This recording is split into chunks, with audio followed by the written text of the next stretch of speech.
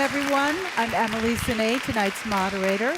You just saw these quotes from these noted actors, musicians, authors, and scientists, and they all credit psychedelics with providing them profound insights, really life-changing insights.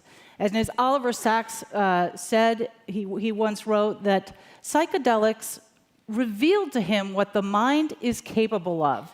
And in fact, that's the definition of psychedelics, the modern definition, meaning mind or soul revealing. Well, these chemicals have actually been part of the human story for much longer than recent times, way before scientists elucidated their chemical structures or even named them.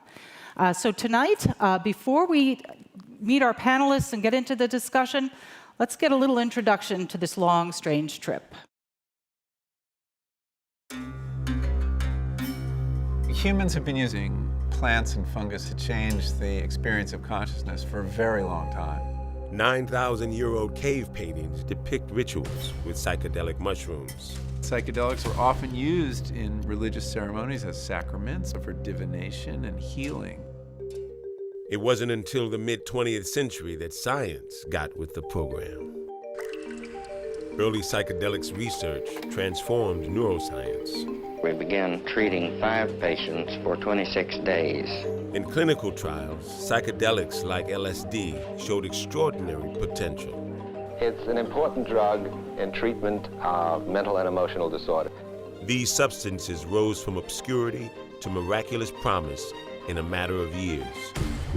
Dangerous and deadly. Disastrous consequences. All of a sudden, there are these scare stories in the media. Bizarre fatal accident. Permanent brain damage. Hyped by the government. There's propaganda. Suicide. Chromosomal abnormality. Psychedelics were soon perceived as a threat to public safety and global stability. It's a very dangerous drug. President Nixon went to the Narcotics Bureau today to sign a drug bill. And by the early 70s, essentially the research has stopped. The golden age of psychedelic science was over. But this story began in 1943. A young Swiss chemist named Albert Hofmann is working at a pharmaceutical company in Switzerland. Tasked with formulating a new stimulant, Hofmann, quite inadvertently, opened Pandora's box. He accidentally ingests what they called LSD-25, got it on his finger, maybe in his eye, and started feeling strange. He realized there's something psychoactive in this one. 3 days later, he ingests some intentionally. And realizes like, oh shit, I'm losing it. Hofmann was having the first acid trip in the world. So he and his lab assistant take one of the most famous bicycle rides in history to his house, where he is separating from his body, he's seeing himself from the ceiling. Then he stepped out in his garden and everything looked jeweled with dew as if it were the first day of creation. And that is how LSD was discovered. Commemorated on April 19th as Bicycle Day.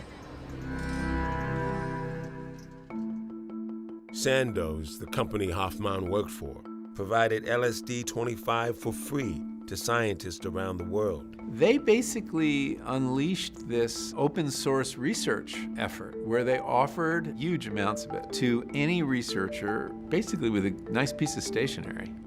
I could feel with my eyes. It was LSD that catalyzed our understanding of neurotransmitters and receptors, and also the development of other psychiatric drugs. Clinical researchers investigated LSD as a treatment for a wide range of mental illnesses. They looked at obsession, anxiety, depression. They looked especially at alcoholism and had a 50% success rate, which is quite remarkable. Psychedelics became a standard tool in psychotherapy. It would help people speed the process of bringing their subconscious to where you could discuss it with your therapist. There was a lot of this going on in the 50s. There was a dark side to the research as well. Both the military and the CIA saw great potential. The CIA got very interested. First they thought LSD might be a mind control agent or a truth serum. And then they thought, well, let's weaponize it. Let's put it in the water supply. let's secretly give it to foreign leaders to make them do and say stupid things. So it was one crazy idea after another. Awful, awful stuff. But it's what was happening here at home that doomed this research. The drugs escaped the laboratory. And then Timothy Leary gives it a big push. Harvard psychologist Timothy Leary developed a dubious curriculum of mind expansion and personal truth through psychedelics. A scandal erupts. He's fired from Harvard and then decides to become the LSD evangelist. Turn on, tune in, and drop out. He's essentially saying everybody should use this drug. And the drug is taken up by the counterculture. Richard Nixon was convinced that he was dealing with a threat from psychedelics. He called Timothy Leary the most dangerous man in America. The kids who take LSD aren't going to fight your wars. They're not going to join your corporations. And here, Timothy Leary and Richard Nixon were in agreement. So Nixon passed the Controlled Substances Act in 1970, and that listed psilocybin and LSD as no accepted medical use and a high potential for abuse, neither of which are true. And that's a remarkable event in the history of science. I don't know that you can point to another time or episode where you had a very promising line of inquiry that is simply stopped for reasons that have nothing to do with the science. And we lost 30 years of research. Imagine what we would know now had we been studying these compounds for those 30 years. What we might have learned about depression, anxiety and addiction, consciousness, and how the mind works.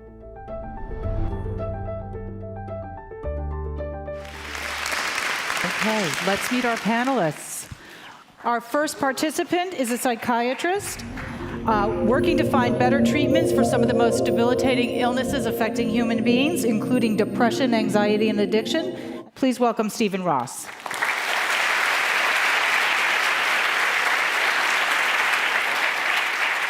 Our next participant studies the brain and the mind, professor of cognitive and computational neuroscience at the University of Sussex in England. He has published more than 100 papers on the nature of consciousness and the self. Please welcome Anil Seth.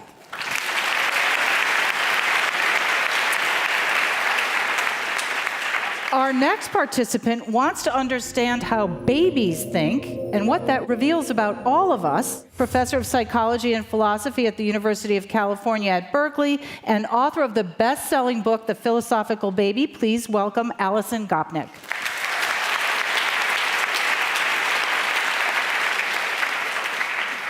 Finally, please welcome a researcher whose ethnographic fieldwork has brought him many times to the Amazon rainforest, Associate Professor of Anthropology at McGill University in Montreal, Eduardo Cohn.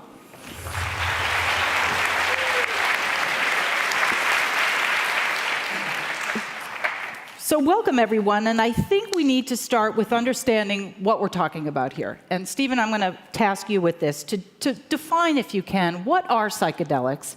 We know they're not marijuana, we know they're not opioids. What are they? How do we define these drugs?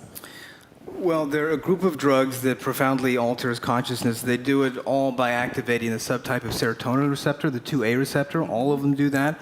If you block that receptor, they don't have any psychoactive effects. And they're unusual compared to the other drugs of abuse in that they don't meet the definition of an addictive drug. And they're not addictive. In fact, if anything, they have potent anti-addictive potential. And what are the names of some of these drugs? We know them as LSD, psilocybin. Is there a list that qualifies as a psychedelic? Well, the serotonergic hallucinogens or psychedelics, there's two different subcategories. There's the indole alkylamines. These are drugs like LSD, psilocybin, and DMT. DMT is found in ayahuasca. And they look remarkably similar to the endogenous neurotransmitter serotonin. And then there's the phenylethylamines, and the prototypical here is mescaline. And these are more amphetaminergic psychedelics, and their ring structure very closely resembles norepinephrine. So they work on those receptors in the brain, is that correct? All of them have a commonality of activating the 2A receptor, and that causes their unusual psychological properties. Okay. We hear a lot about other drugs, like MDMA, which is also known as ecstasy, and also ketamine. Where do these fall into the psychedelic classifications? Ketamine is probably the closest phenomenologically to psilocybin, but it has a much different mechanism. It blocks a type of glutamatergic receptor, the NMDA receptor, and it profoundly alters consciousness too. But it's also a dissociative anesthetic. But there are commonalities in terms of the experience and the brain function of ketamine versus psilocybin. Ketamine is actually the first psychedelic that's available as a medicine for treatment-resistant depression. That recently was approved, Janssen Pharmaceuticals. MDMA is psychedelic-like, but it's a very complex drug. It's being used to treat PTSD. It has breakthrough status with the FDA, and probably will be made available as a medicine in the coming years for complex PTSD. And it has a host of effects. It affects the serotonergic system. It causes increase in signaling serotonin and dopamine. It actually has some addictive properties, but it also releases oxytocin and causes this sort of bonding feeling, and it also deactivates the amygdala. So it puts people in a kind of altered state where they feel bonded in a sense of trust. And in the MDMA PTSD research, they're able to then go back and talk about the trauma and maybe sort of like rewrite it neurally. So if we could in a very pithy way, define the difference between what makes a psychedelic and some other drugs like marijuana or opioids, is there a central feature of the experience that defines psychedelic? Anybody can jump in on this. How would you characterize the experience that makes that unique, that says that's a psychedelic? Well, the terminology is not great. Psychedelia, psychedelic means mind manifesting. It's unclear what that means, but the commonality is that they all essentially dissolve the sense of the ego, and they can create a sense of oneness. They're consciousness expanding drugs, and they do it quite potently. Anil, you say these drugs do something that no other drugs do. Can we talk about what that is? And this is actually the neuroscience of how they function. Yeah, there is a difference, and I think that the big interest is we know quite a lot, as Stephen has said, about the pharmacology of the psychedelics. But the effect on the phenomenology, on how we experience the world and the self, is really what's striking, what's distinctive. And if you compare it to other classes of drug, you have things like marijuana, which give you this comforting haze. You have cocaine, which gives you a laser focus. You might have the morphine, which gives you a rush of pleasure. And psychedelics don't do any of these things. They work more on your perception. And people often talk about an initial sense of discomfort as sort of patterns, normal patterns of perception of the world and the self are broken down. And then the phenomenological effect seems to be that you really perceive things in a very different way, whether it's features of the external world. You can see patterns in things that weren't previously there. You experience yourself in a very different way too. And as Stephen said, there's a breakdown in the categories that often separate the different ways in which we normally perceive things. So we might experience ourselves as not the unified, separate entity that we do, or at least we think that we do day to day. I mean, another question here is that we think we perceive the world and the self in particular ways. Maybe we don't actually do this all the time. And that's the mind manifesting aspect of psychedelics. It can make clear that the repertoire of the ways in which we can have conscious experiences is very much larger than we might typically be aware of, which as a researcher whose primary interest is in consciousness itself, is why they're so fascinating. And what is happening in the brain? There is an effect on the brain that increases randomness, or there's an effect that you can actually define. Well, there's many effects. I mean, this is, I think, is why there's so much work to be done. It's a very exciting area to be in, because we have this big explanatory gap, if you like. We know that pretty much all the psychedelics work pharmacologically on the serotonin 2A receptor. We know where that receptor is distributed. We know there are high concentrations in particular parts of the brain, in the visual cortex, in parts of the brain that associate different perceptual modalities, also in the gut, interestingly. And so we know that.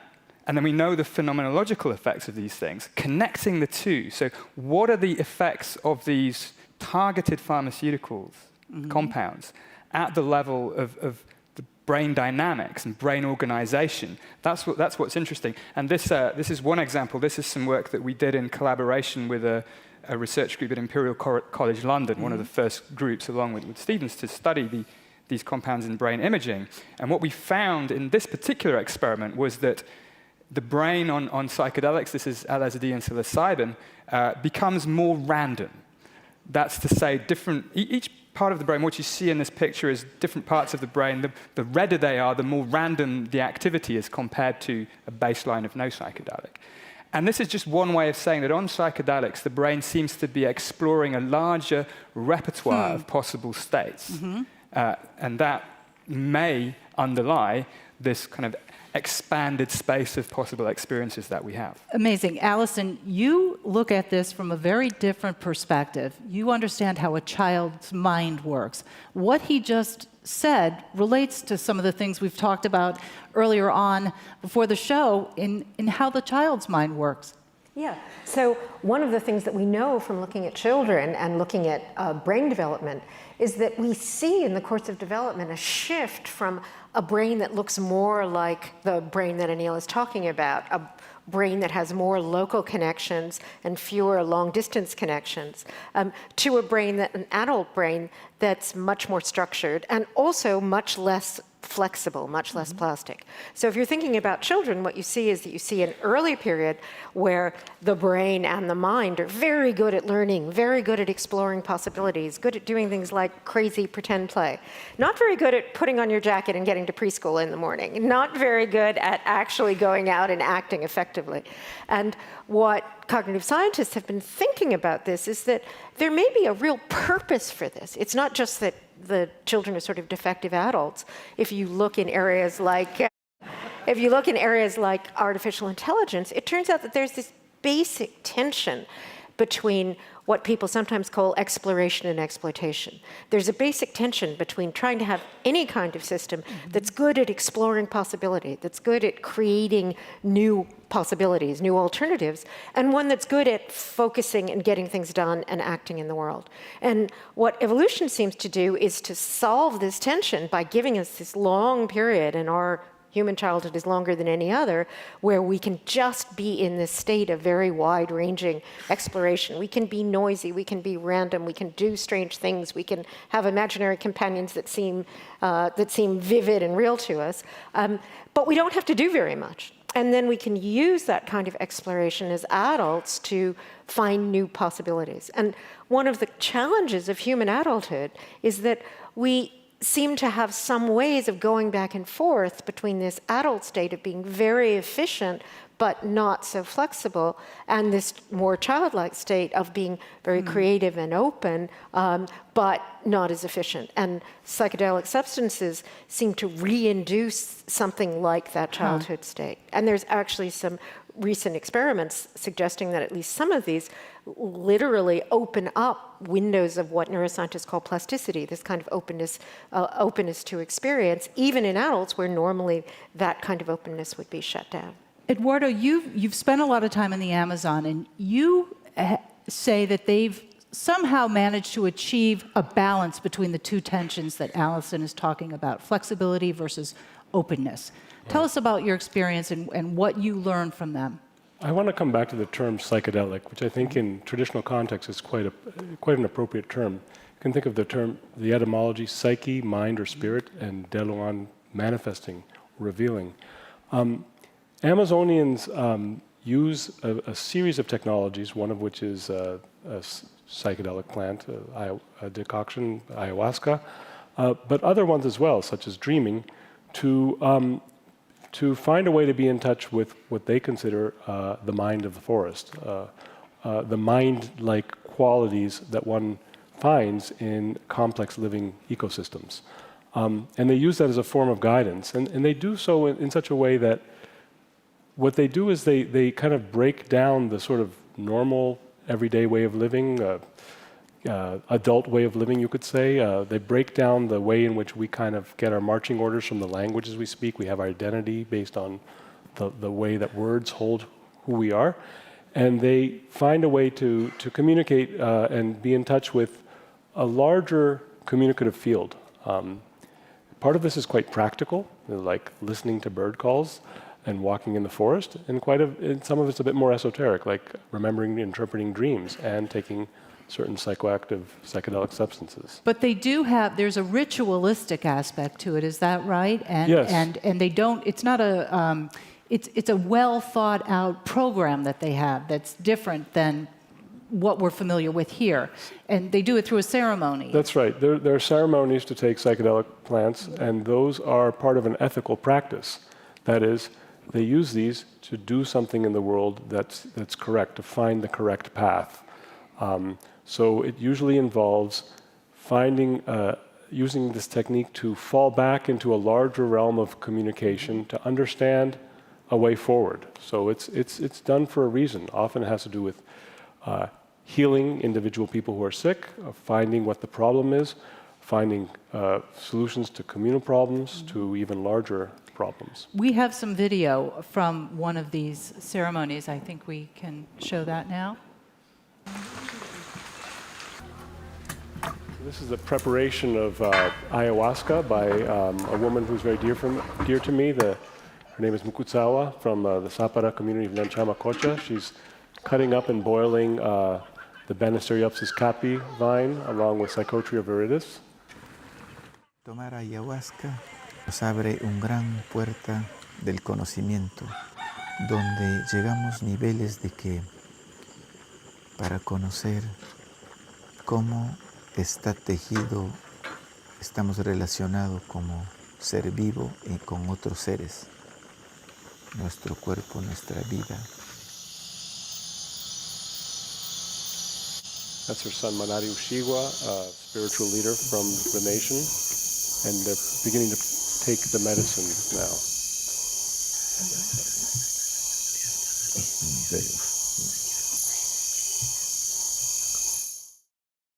He says in there that the ayahuasca opens a portal of knowledge where everything is interconnected, our bodies, all living things. And this is one of the themes that has already come up a couple times, and it's this concept of the dissolution of the ego, or this oneness, losing the self.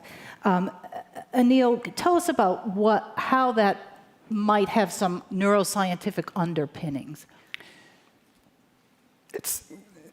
When we think about the self, it's very easy to take the experience of self for granted. And if we think about perception, we think about consciousness, it's often tempting to think about this in terms of there's a world out there, and we experience it somehow through our senses, sense it, and then we form perceptions, and these perceptions are read out, if you like. They're presented to the self, whether it's the soul or an inner homunculus or whatever we conceive of it. We tend to think of the self as the thing that's doing the perceiving. Mm-hmm.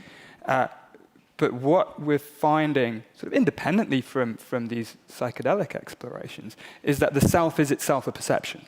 The same mechanisms that allow us to perceive the world are also involved in building up the experience of what it is to be you or me. And that consists of many things. The experience of my body, where it is in space, what is part of my body and what isn't.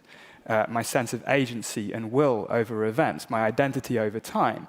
And just as we can use things like optical illusions and fancy things to play around with to realize that the way we experience the world is a construction, the same thing applies to the self. And so what we refer to as ego dissolution is a sort of internal disintegration, rearrangement of the brain perceiving the self. Is this the so-called default mode?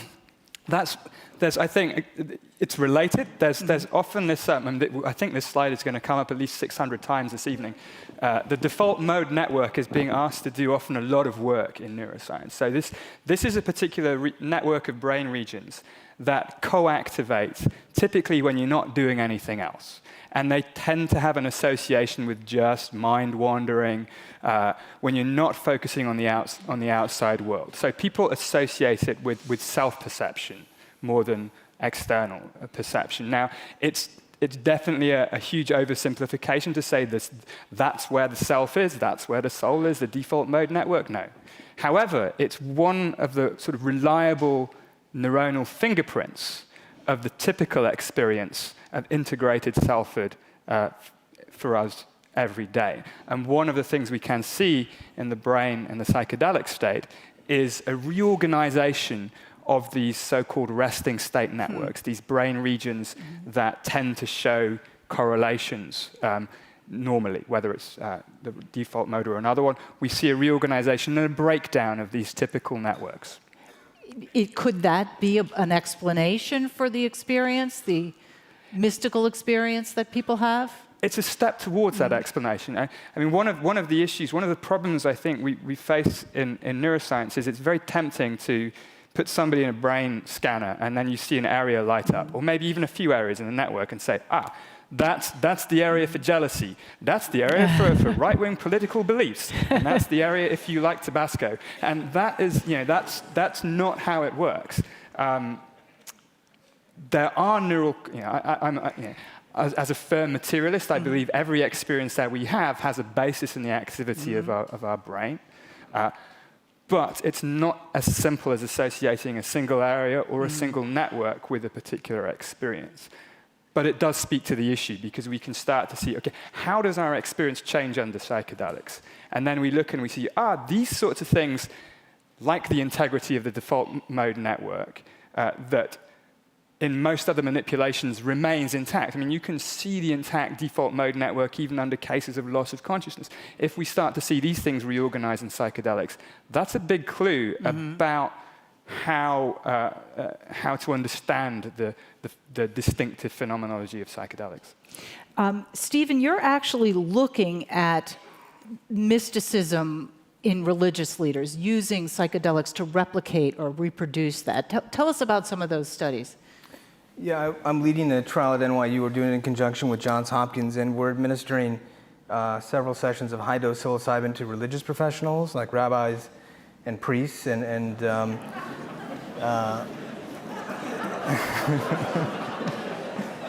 it's always the hardest question to answer, what we're doing in our lab, because this one is just weird and different. It's not a therapeutic thing. They're not a sick population. But the backdrop has to do with this famous...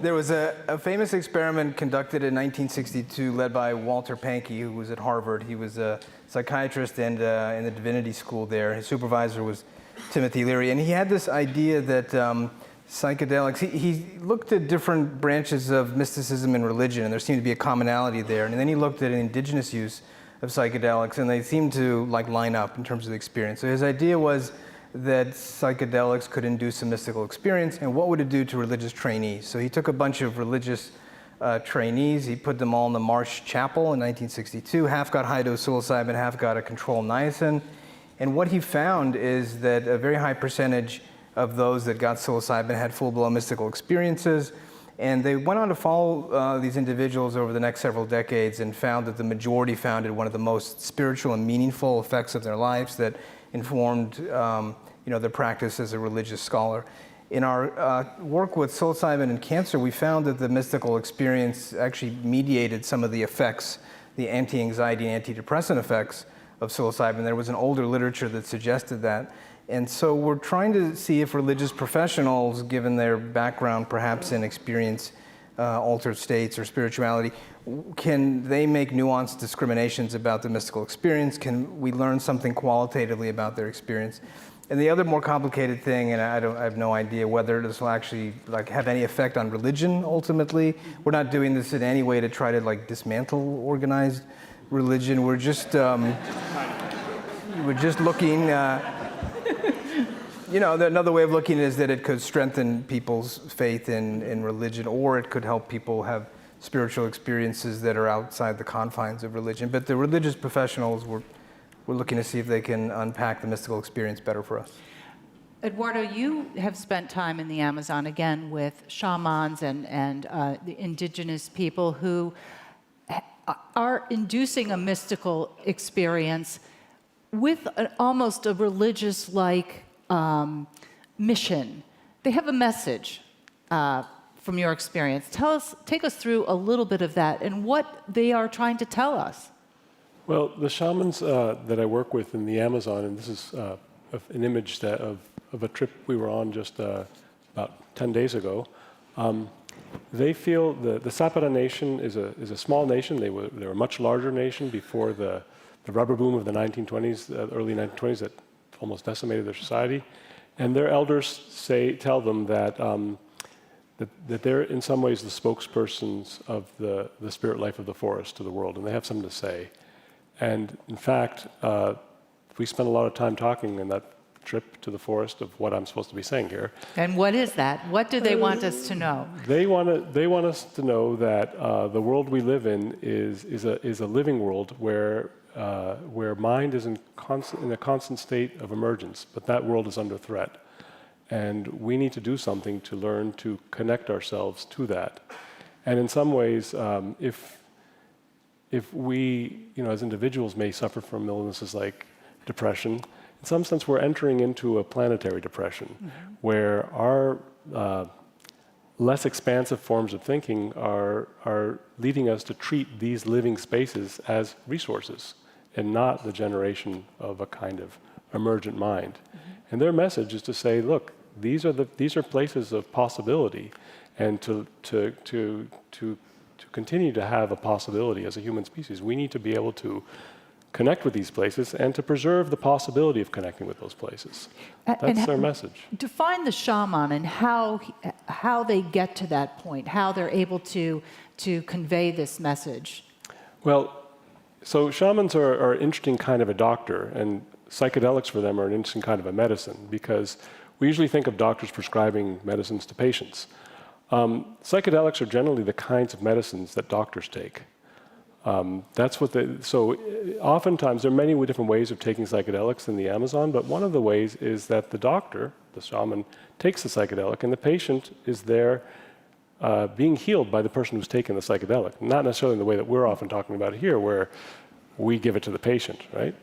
Those boundaries are sometimes blurred, but their goal is to connect with this larger, to let go of some of the structures of thought that usually hold us, to fall back into this much larger realm of possibilities, and from there to find a direction forward, to see connections we might not otherwise see, and then to act. You worked with them to create a soundscape. Let's listen to that, and then you'll describe what it is we're hearing.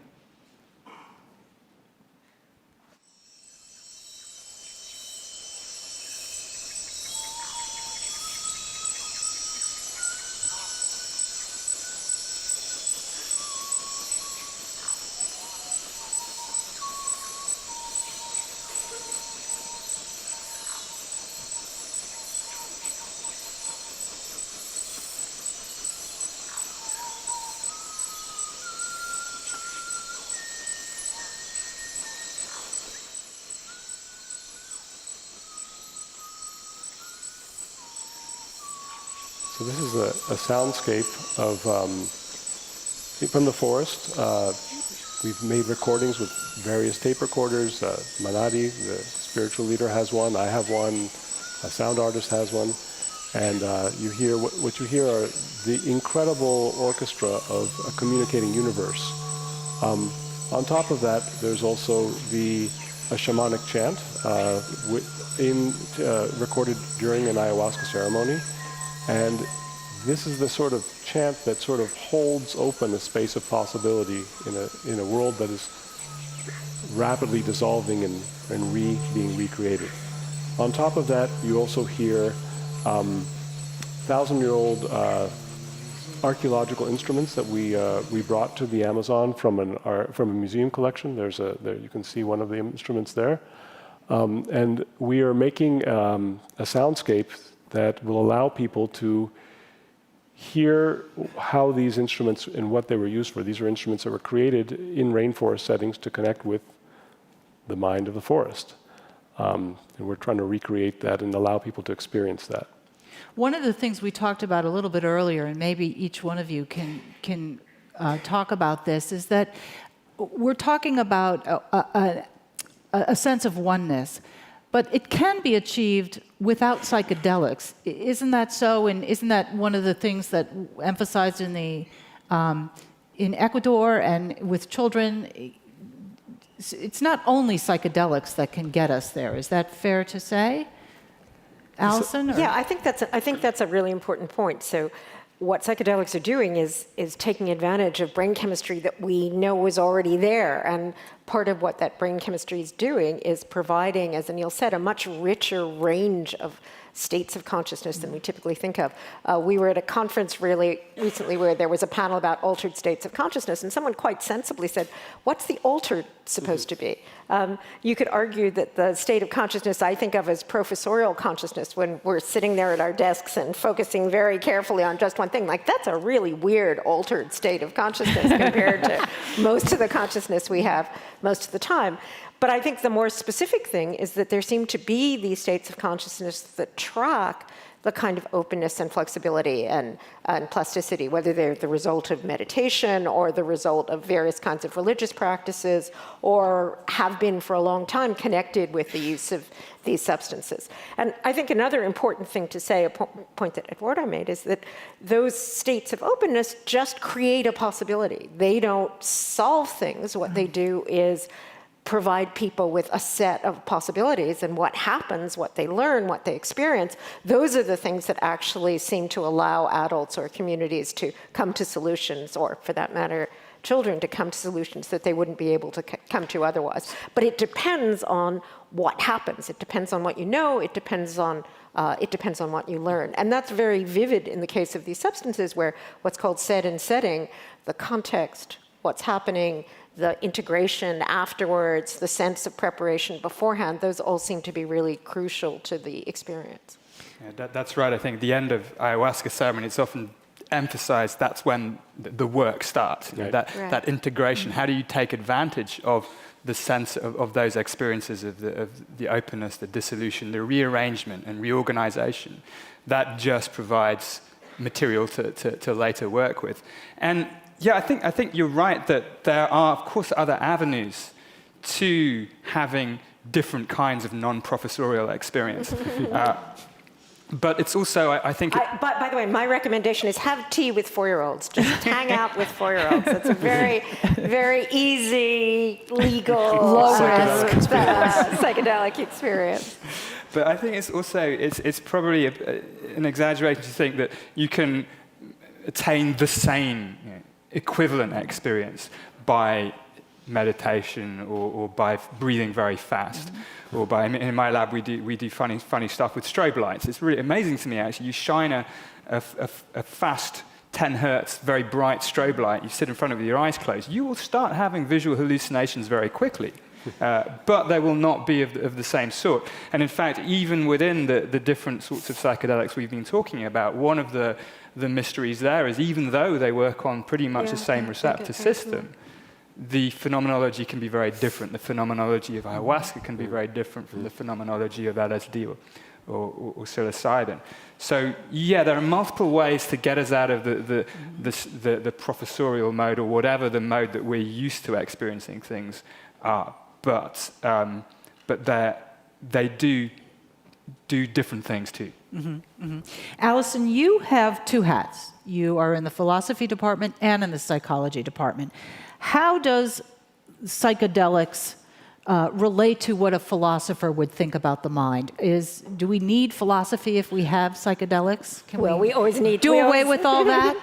We always need philosophy, but I think there's a really interesting philosophical question that psychedelics raise, which is one of the impressions that people have, what James talked about is the noetic feeling, is that the experiences that they have are true, they're significant, they're meaningful. They're not just, crazy hallucinations. And most of the time, if we took a substance and we saw things really differently, we'd say, well, that's not real, that's just a crazy hallucination. And that's not the phenomenology that people report with psychedelics. So the question is there a way in which taking a chemical could tell you something about the truth? That seems kind of contradictory. And I think there's two important ways in which that actually could be true. One of them is this point about plasticity, about openness, about having a wider range of possibilities. And as I said, what you do with those possibilities, how you make sense of those experiences might vary, but at least being more open to new experiences is an important mode by which people can get at the truth, as opposed to being very reliant on the things that you already know.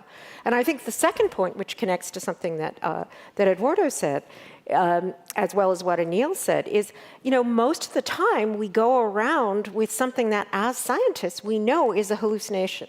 And that hallucination is that there's a little homunculus inside of our head that's telling us what to do, that's very separate from the other people around us and very separate from the natural world. That there's this, the self, the mind, that's in a completely different, is a completely different kind of substance that's cut off from other things. And as scientists, we know that that's not true. We know that there's causal interactions between ourselves and the natural world, that we're part of the natural world. But to actually feel that, as opposed to just kind of knowing it abstractly, is difficult. And one of the things that one of the effects that seems to be characteristic of these substances is to dissolve some of that hallucination. And there's some sense in which that, one with everything cliche is actually a better, truer picture of what the world is like than the usual hallucination we have about the guy inside of our head who's telling us what to do. That hallucination is a real hallucination. It's an effect of how we as humans think. Right. We create a system of, mainly through this form of reference, which is language-like based, that allows us to think ourselves separate from our bodies, to think about tomorrow, to think about something that happened in the Amazon last week, to do all these kinds of things. And that's wonderful, and that's what makes us who we are. And yet if we get too much caught up in that, we separate out from the whole rest of the thinking metabolisms, the thinking communicative systems that hold us. And I think one of the things that becomes so interesting about psychedelics is they for a moment, they sort of break down that kind of form of thought, in much the same way as dreaming does. In fact, Amazonians put as much importance to dreaming as they do to psychedelics, because they do similar kinds of things. They allow for another kind of reconnection to many other kinds of thoughts that are less sort of top-down. Do they define depression or disconnection in your experience in the Amazon? Yes. Do they experience the way we do? I think that all humans, they are humans and adults like everyone else. They live in worlds of language, but they do many kinds of things to break that down. So, for example, most of the language that we use is a very, we tend to use language in its full capacity. We use words like the word dog means dog in English, but xiang has a completely different sound in French. There are words in Amazonian, the Amazonian languages have many words that are much more imitative, they also are fully symbolic, but they have this imitative idiom registers to describe very precisely things that happen in the world, like the word tsupu, which means that describes a body making contact with and penetrating water. Tsupu, right? They have thousands of words like this, which is one way to sort of break down the separation that language creates. And they're constantly developing these sorts of things. That sort of is a kind of, it keeps things like depression and anxiety at bay. If you think of depression and anxiety as ways of living too much in these tracks of thought. But they do see, they have other kinds of what we might think of as mental illnesses. They have a kind of illness that a real illness is when you can't dream anymore, when we're unable to connect with the communicative universe. So hunters who somehow can no longer perceive animals, cannot be conscious of other kinds of selves and persons in the forest, those are the illnesses for them, the disconnect from this larger psychedelic world. Wow. Alison, you're also a psychologist. And if psychedelics mimic a child's mind, how a child's brain works, can we as adults use psychedelics to recapture some of that ability that a child's mind has to learn so easily and to process things and to constantly absorb? Is that a realistic? Well, I think it's important to say that, as we were saying before, you don't want your department head to be a 3-year-old, generally speaking. There's big advantages to having a sense of self, to being able to project what you're going to do in the future, to being able to narrowly focus your attention away from all the other things that are going on around you, to being able to act in this effective way. And you can see this in the course of neural development. So you can see an early brain that's very plastic, that changes a lot, where there's many, many new connections being formed. And then as development takes place, some of the connections that are used, yeah, you can see here in the first 6 years, what's happening is many, many new connections are being formed. And then later on, what's happening is the connections that are used a lot become stronger and more efficient. And the connections that aren't used are what's called prune. Now, pruning sounds bad, but that's actually imperative. You have to do that if you're going to be a functioning adult. So I don't want to, obviously my sympathies are sort of with the 4-year-olds, but the challenge of adulthood is to be able to do both of those things. Right. And the challenge is that it's not really possible to do both of those things at the same time, and you need to have social institutions or social devices or individual devices that let you move back and forth from one of those states to the other, and these substances seem to serve that function. Moreover, I think there's a good argument to be made, and Stephen can speak to this, that some disorders like depression and anxiety have the character of being sort of too far in the direction of rigidity, self-reflection, self-consciousness. Rumination, for example, is something that seems to play a big role in depression, where you're going over the same thoughts or the same possibilities again and again, and the possibility of changing, the fact that something might not be terrible in the external world, just can't even kind of get in because of the processes, the kind of rigid processes of an adult. And those especially seem to be circumstances as individuals or maybe as societies and communities where these other kinds of practices can help loosen things up. And talk to us about randomness, though, and how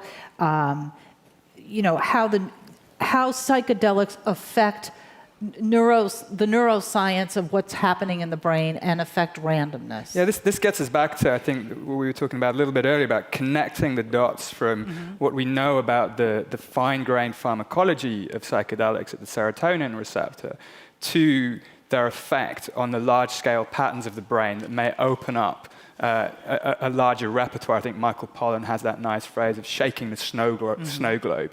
So you can put the brain in different states that wouldn't otherwise be in. One way to try to measure that and to get quantitative about it is to measure the randomness, the diversity of brain activity. This is, I think, what's coming up here is sort of the way we did this in our lab. This is how to put a number on the complexity of brain activity. This would be something like maximally predictable. I mean, you see this repeated pattern of ons and offs, of blacks and whites. In order to describe a pattern like that that's so regular, you can do it very simply. You just say on, off, repeat till the end of time. And that's a very simple thing. This is sort of maximally, completely random now. This is like white noise, snow on your TV when it's not tuned to anything. This is actually the hardest thing to communicate, to transmit. There's no predictable pattern at all. You have to, to replicate this, you've got to replicate every point. And most patterns in nature and most patterns in things that we encounter are somewhere in the middle. If we think about what your perception is right now, it's a mixture of randomness and order. And it's capturing that balance between randomness and order that is, A, quite difficult to measure, but B, it's also at this heart of this balance between explore and exploit. You want to explore, you want to move the needle a little bit more towards randomness. You want to exploit, you want to move the needle a little bit more towards the structure that you already have in place. And so the idea is by using algorithms that actually are the same algorithms that would tell the difference between these three situations here. It's actually the same algorithm that's used when you compress an image in your camera and send it by email. We can measure how under psychedelics you are increasing, you're tipping the dial a little bit more towards diversity. And that's something that is distinctly measurable. I mean, the other way to think about it is that under psychedelics also you tend to tip the balance a little bit more towards seeing patterns in things, rather than just seeing things as they are. I mean, we can all see faces in clouds. We all have a tendency to project our unconscious or conscious expectations or beliefs out there into the world. I like to think about perception as a kind of controlled hallucination. So we're all projecting things out and getting sensory data back in that refine and restrain our perceptions. And this needle too moves a little bit in psychedelics. This is actually Sussex campus where I work.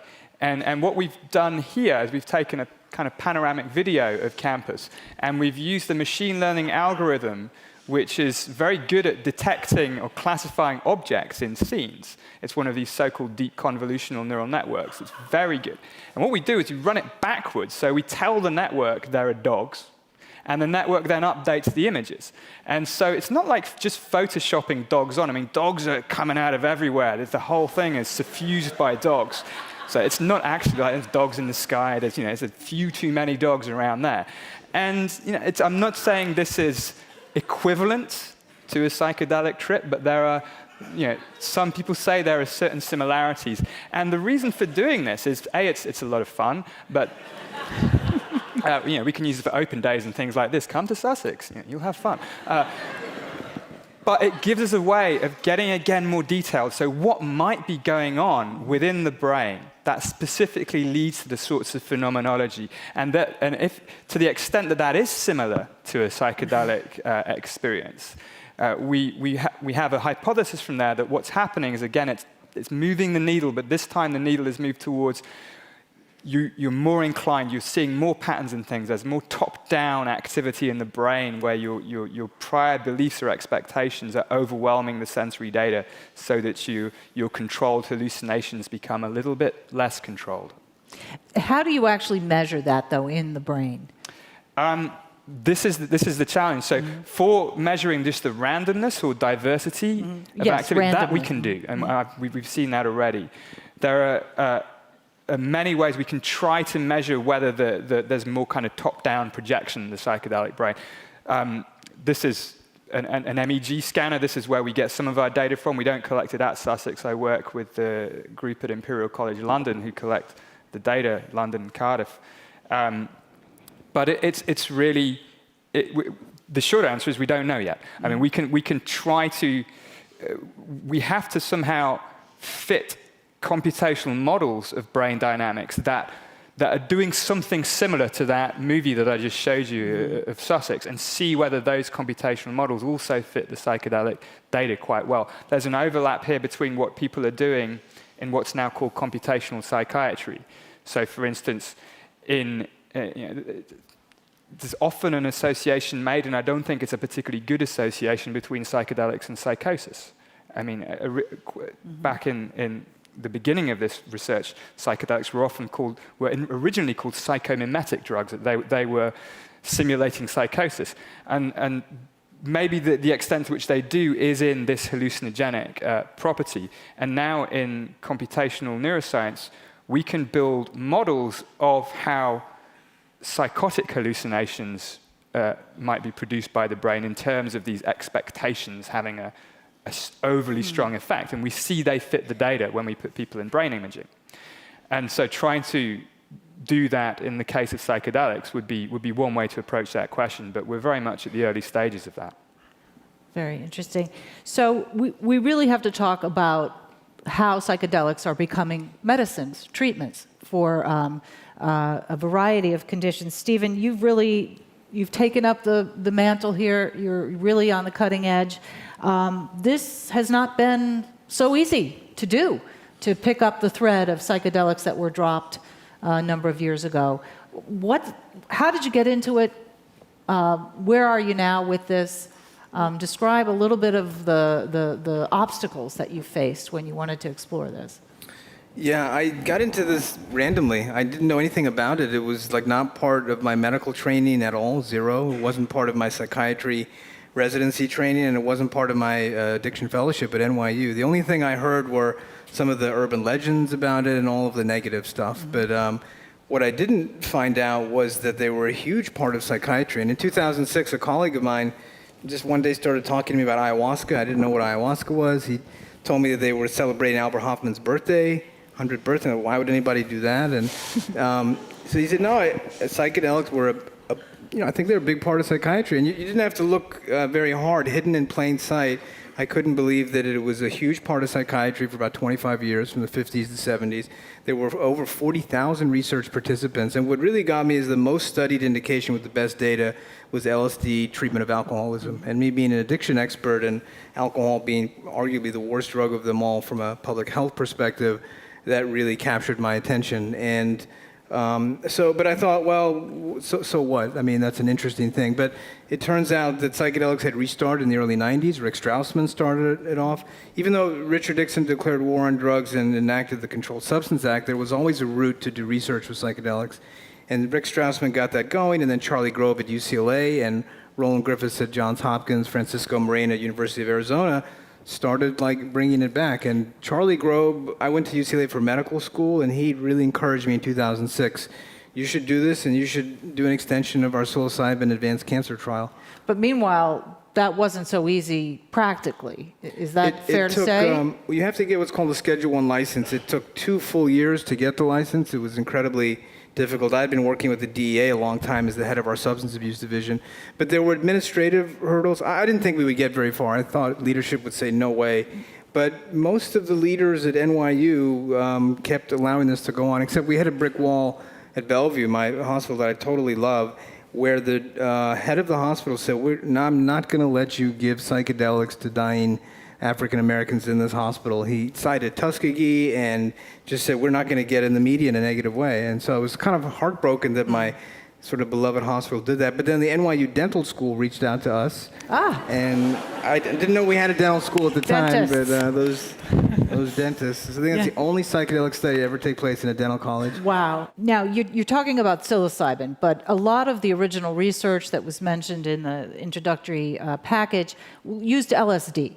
But so how do you use psilocybin today? What happened to LSD? Almost all of the research from the 50s to 70s was with LSD. Very, very little was with psilocybin. But in the modern era, when I looked at the data, I said, okay, we got to start with LSD and alcoholism. The data is incredibly robust there. There was a meta-analysis in 2012 of 536 participants between 5 randomized controlled trials, and it showed there was a clear treatment effect of single-dose LSD. But LSD would have been a non-starter. Those 3 letters are incredibly evocative. People think LSD, psychosis, jumping off of buildings, danger, bad, chromosomal damage. And LSD for alcoholism would have created enormous cognitive dissonance. So there was the strategy to try psilocybin, which is a gentler drug. It didn't have the political baggage. And there was a further strategy to study advanced cancer in people who were dying. And there had been that was the second most studied indication after alcoholism. So we decided to use psilocybin to treat end-of-life cancer distress. Okay, so that's it. So it's really a very specific population that it's been studied in recently, not the older studies, and that is describe what those patients are facing. And in the modern era, by far the most studied indication is advanced cancer-related psychological and existential distress. There have been 3 randomized controlled trials between UCLA, Johns Hopkins, and NYU. It includes 92 participants. And between the 3 groups, what we found collectively is that single-dose psilocybin produces rapid anti-anxiety and antidepressant effects that are of very large magnitude. In fact, after 1 day of getting single-dose psilocybin, those in the psilocybin group, 80% no longer met criteria for cancer depression. And that endured at 7 weeks, and at the end of the trial, 8 months later, compared to the placebo group, where it was a 20% were in remission. And we also found that a single dose to last at least 7 weeks, but possibly longer than that, is a kind of breakthrough in psychiatry. We don't have anything that works rapidly except ketamine. It degrades over a week. So to have something that can work so quickly and last so long, could have enormous benefit. And in addition, we found psilocybin improved quality of life. It decreased existential distress. We measured cancer-related demoralization and hopelessness. I think we have a graph that shows that really illustrates pretty well the difference that you're talking about.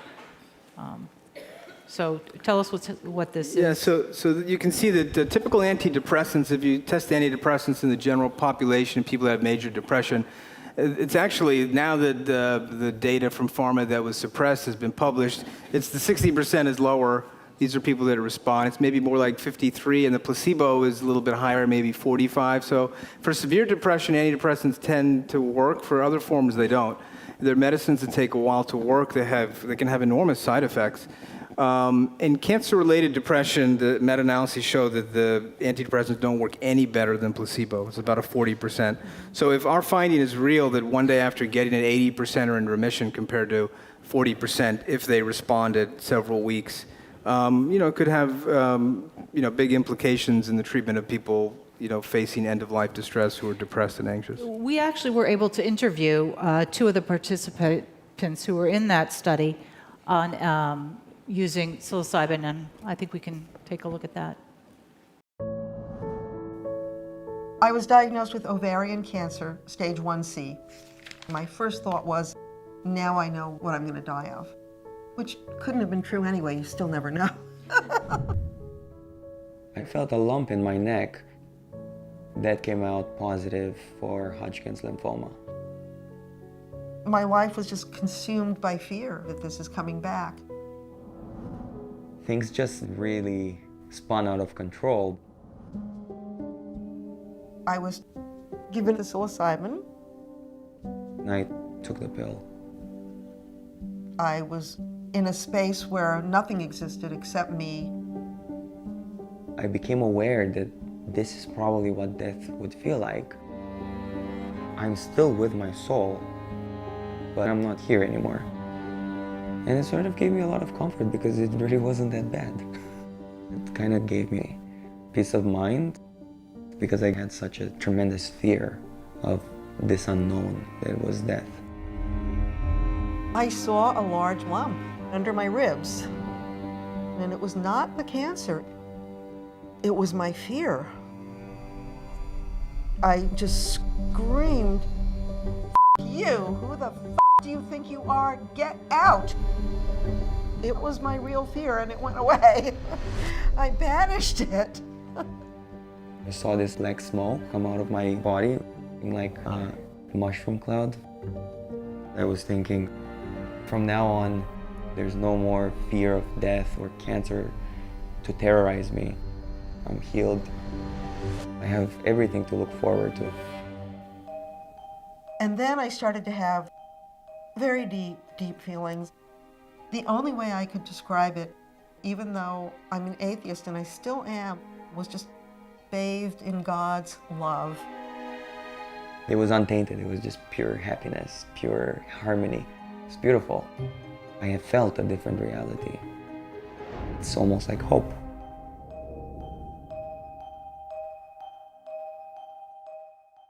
We actually have Octavian Mihai and Dinah Baser here this evening. I think right up here in the front row. You're both here.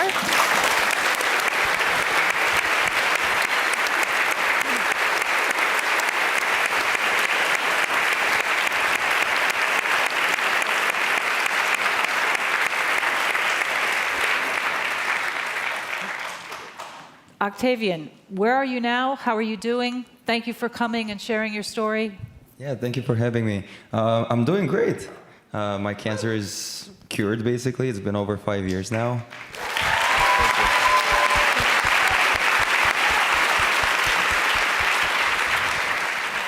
Yeah, and I feel incredible. I mean, I haven't had any more anxiety. I'm just living life normally. And do you credit that with the drug? Absolutely. I mean, it basically all ended the moment the session ended. And it never came back? No. Amazing. Really amazing. Dinah, thank you for your explicit honesty in the piece. How are you doing? I'm doing great. I have other anxieties. I mean, the state of the world is not really what I would wish for my grandchildren. Well, we've all got to work on that, though. I'm not afraid of cancer. I have not been since that experience. It's been 9 years for me since I was diagnosed and treated, so I've been in remission all that time. And I was suffering such terrible fear and anxiety for the 2 years until I had the psilocybin. And I just don't think about it anymore. I don't think about cancer. I had ovarian. I don't think about that coming back. I've had a few little episodes where I had genuine concern for my health, and I went to the doctor and had it checked out, and I was fine. And I didn't freak out, you know. It was just, well, let's just see what this is. So very, very different. Had you tried other therapies before this? I had not, except maybe eating a lot of candy. And you credit it, as Octavian does, with this single dose of Absolutely. Yes. Yeah. And what would you say to someone in a position such as you were, who was having the types of thoughts you were having? I wish that this drug were available therapeutically, absolutely. And I know people that are in that situation now, and I really feel for them, and I wish they could have this. Yeah, I agree with that. I actually, before I tried this, I actually tried Xanax, which was the typical thing someone, the doctor would prescribe to me to kind of like help me with the anxiety. And I have to say it really wasn't working, except for those like 6 hours or so while it was in my system. After that, I would just wake up and it would all just be back to normal. So yeah, that's something I tried and it really didn't work. So I really think that it would be important for this to become available, because it's pretty much, in my opinion, the only thing that's actually getting to the cause of the problem. Thank you both so much. Really very interesting.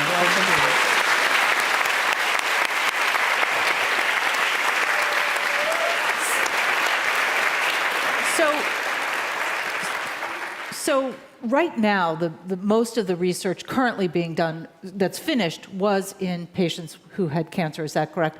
But we know that there are many other conditions, such as PTSD, alcoholism, opioid abuse, and of course, depression itself. And I think we have a graph here that shows exactly how common it is. 300 million people globally. The World Health Organization says it's a leading cause of disability worldwide. And just here in the US, it costs $210 billion annually. So when we're talking about rolling out these drugs and looking at these different conditions, if you can, for depression, where are we with using these drugs in depression, not just in depression related to cancer, and opioids, and alcoholism, and PTSD, so on and so forth? Can you break that down? Yeah. There's a big push now to develop psilocybin to treat major depression. It's 10% of the US population. It's one of the biggest causes of global disability.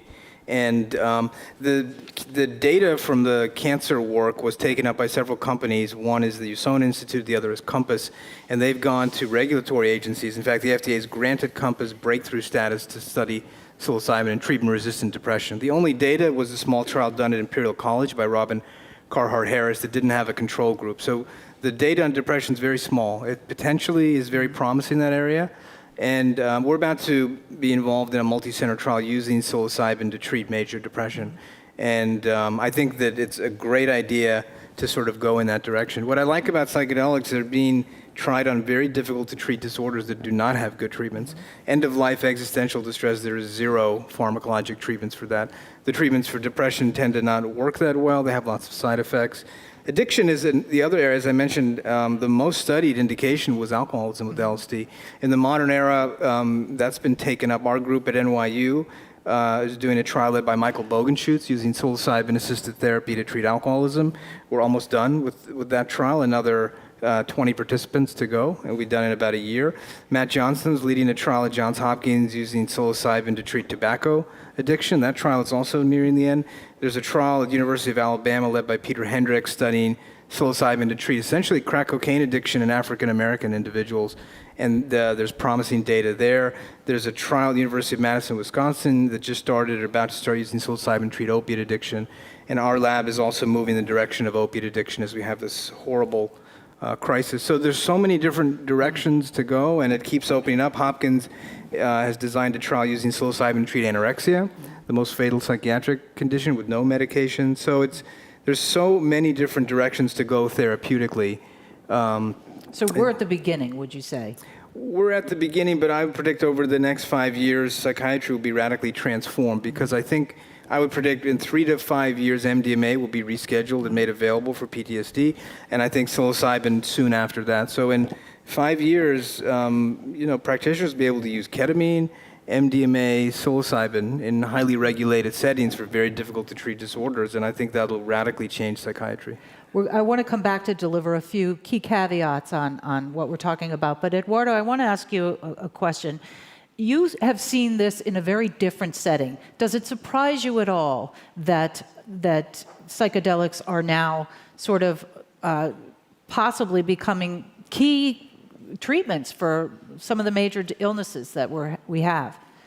No, it doesn't surprise me at all. I mean, I think psychedelics, one can see the potential of them even in traditional settings. You can also see that I think there are lots of things that are interesting that are happening here. One, there is a fascination with psychedelics, right? There's, of course, the hard-nosed scientific interest in them for all the reasons you've laid out, but we're also sort of fascinated by this thing. And I think that fascination with psychedelics, although in many ways positive, is also a symptom of something. It's a symptom of a kind of disconnection that we feel. And I don't necessarily feel that taking psychedelics is the cure to it. It's something else. It's finding other ways to be connected. So I see possibilities and risks at the same time. Denver recently decriminalized magic mushrooms. There is a trend to so-called micro-dosing, apparently popular in Silicon Valley and on Wall Street, where, I guess, do they call them yuppies still? I don't know. Use this to sort of get ahead, get an advantage. They're more creative. But I think I need to ask each of you, first of all, what are the risks involved in psychedelics, and how really should they be used? Should people freelance on this stuff now? What's your take on it? Eduardo, I want to start with you. Well, I'd like to go back to that video that we saw at the very beginning. In some ways, the reason why psychedelics are so threatening to society is in some ways a positive thing. They can disrupt the order, and there is something wrong with the order today. It's interesting that the Amazon is an area politically that has never been fully under the state. And it's interesting that Amazonians are coming up with solutions for problems that in some ways have been created by states. The environmental crisis, the climate change. So there's something interesting, disruptive about psychedelics, which I think we have to in some ways accept, even though it is a dangerous game.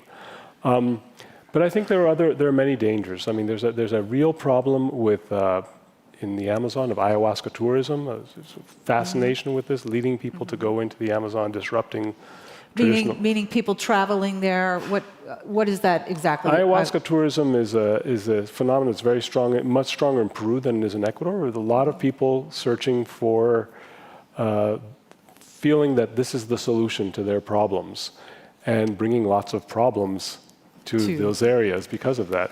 Now, of course, Amazonian folks who deal traditionally with the ceremonial use of these plants are not stingy about this. There are moments and places where it's important for them that other people can be open to this, but it has to be done on their terms. And this is not something that can be done at sort of at a mass scale. Yeah, I find that the tourism really interesting. Allison, thoughts on how they should be used, how we should look at it, and also some of your caveats regarding what it means to have a childlike mind, and obviously separating out that none of this is being used in children at all. Explain the difference there that we're talking about. Yeah. So I think a theme that comes up again and again is that there are some specific dangers. People who are prone to psychosis, for instance, can have very negative experiences. So it is extremely important that people be screened beforehand. I think both in the kinds of settings that Eduardo was talking about, in the kind of settings that Stephen is talking about, the preparation beforehand and the integration afterwards, and the fact that this is happening in a controlled kind of way is absolutely crucial for it to have positive effects rather than negative effects, rather than to have risks. But also, I think that the point of opening up these possibilities is then to do the adult work of actually implementing something that's different, of actually changing and having possibility. As we know, children are wonderful because they're open to possibilities, but they can have experiences that shape them in wonderful ways, and they can have experiences that shape them in terrible ways too. And I think that's true as well for adults in these circumstances. So figuring out what the right kind of cultural tradition, and part of the trouble is we don't have good cultural traditions for dealing with these substances or for dealing with these experiences in general. And I think there's some anxiety that what happened in the 60s could happen again because we don't have the right kinds of contexts and traditions to make these things happen. And the kind of therapeutic uses that Stephen is talking about are a really good model for very careful and controlled kinds of uses of these substances. Stephen, I'll ask you, there are some contraindications. If people are listening to what we're talking about tonight, tell us what some of those are regarding other medications they might be taking. Yeah, psychedelics are definitely not for everyone. They're not miracle magic drugs that should be used by everybody. They have real risks. There are some medical risks. So psilocybin is remarkably safe from a physiologic perspective, although it can mildly increase blood pressure. So we rule out people with hypertension or a history of serious heart problems. The main problem, the adverse effects, are in the psychological realm. As Allison was saying, these are not drugs that people with psychosis should be taking. They can exacerbate psychosis or occasion the first onset of psychosis in a teenager that were to use it. So we rule those people out. They're not for people that are psychologically unstable. And so you really... Other medications? There can be medication interactions. I mean, so for instance, I don't think many people know about this. All these people going to use ayahuasca who are on antidepressants, serotonergic antidepressants and ayahuasca can interact to cause a condition called serotonin syndrome because there's an MAO inhibitor. And so I worry that if people get the idea that psychedelics, they can use them, even if they're trying to use them medicinally outside of a kind of structured therapeutic setting, I think bad things can happen. And I agree that history could repeat itself. This could go from miracle drug to demonic drug. And I think we have to look to the history of all this so that we're careful to not repeat the same mistakes. Anil? I think the thing that's coming out is freelancing is probably not the best way to approach the renewed interest in psychedelics. I mean, if I think on the positive side, of project a few years out into the future, I really can see both in the basic science sense that research with psychedelics becomes a core part of our attempts to understand perception, consciousness, and self in general. Part of the toolbox, that one of the most important parts of the toolbox that we can use to systematically manipulate conscious experiences and then study the neurobiological basis of that. And then in the clinical realm too, I mean, just to echo something that Stephen said, I mean, typically if you're trying to find a pharmacological treatment for something, there are 3 criteria that you think about. Is it toxic? Is it going to kill you? Is it addictive?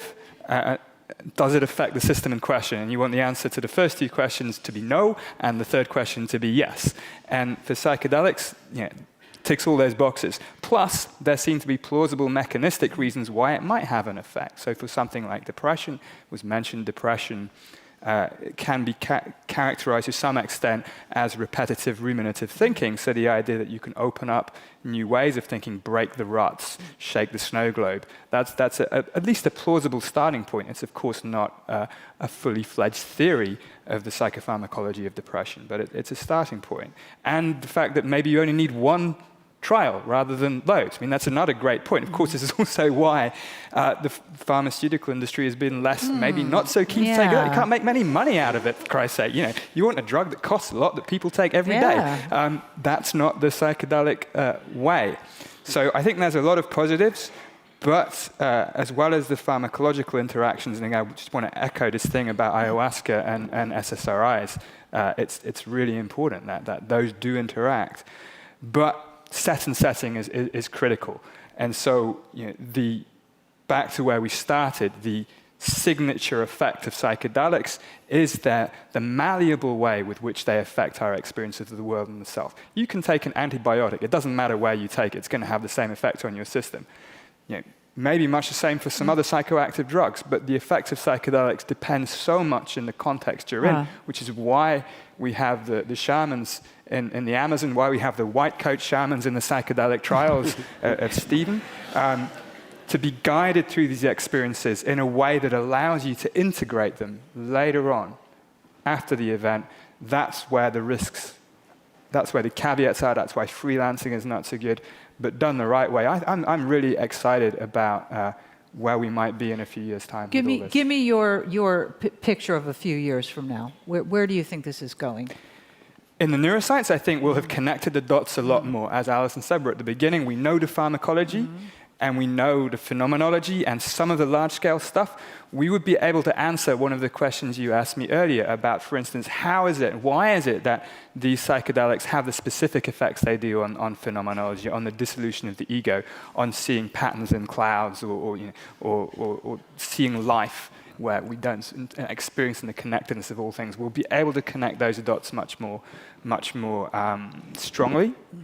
And I do think that barring some disaster, barring some overreach which causes the whole thing to be shut down again, there are increasing numbers of groups getting licenses to try well-controlled clinical interventions, and I see that becoming much more embedded, much more widely available. I think the application to depression will become a big focus, and I'm pretty positive. You had a message to deliver from your travels. Can you repeat that message and tell me where you think things are going to be in the next few years? The call from the Amazon is to live psychedelically, which does not necessarily mean taking psychedelic drugs. It means living in full recognition that what life is about is to be in a state of emergent mind, connecting with the emergent mind that holds us, and to learn that that's where that life force comes from. That's the message that they want to transmit. Alison, project into the near future. Where do you see this going? Well, I think, as Anil said, it holds tremendous promise for actually understanding things that have been challenging forever in cognitive science, like understanding how consciousness works, understanding this very basic question of how our experience is connected to what's going on in our minds and our brains, understanding the sort of computers that are inside of our skulls. But I also think that there's at least potential for both clinical changes and perhaps for changes in our attitudes towards things like our relationship to nature, which seem like particularly important attitudes to change at this particular point in our history. And I should maybe add, we have the great hope that we have new generations of children, new grandchildren who are showing up, who just independently will give us the possibility of making those connections, of making those kinds of changes. And I think you can already see that. You can already see that happening. Stephen, are we going to be writing prescriptions for these in the next 5 years? Are we going to see a major revolution in treatment of mental illness with psychedelics? I think so. We need to do more research. We need to replicate these findings. They're almost too good to be true, and so we have to do really good science and follow the data to find the truth. But my prediction is that the terminal cancer work will put psilocybin over the line within the next 5 years. The FDA is incredibly open to all of this, and I think depression and addiction in parallel are also going to get close. If it's rescheduled, you're not going to be able to go to CVS and get it. They're going to be mandated through the FDA, through the REMS program, that can only be used in licensed clinics by licensed therapists. I created an NYU psychedelic psychotherapy training program about a decade ago because it's such a unique form of training. I think people will have to go through those, but I think it will dramatically transform psychiatry. I think it'll transform the care of dying people who have this demoralization, existential distress, that have nothing and die in sort of pain and a horrible death. That's my biggest hope for it in terms of the cancer work that we've done. But I'm very hopeful it'll transform the care of addiction as well. Terrific. I want to thank Eduardo, Alison, Anil, and Stephen for this discussion this evening. Thank you all for coming.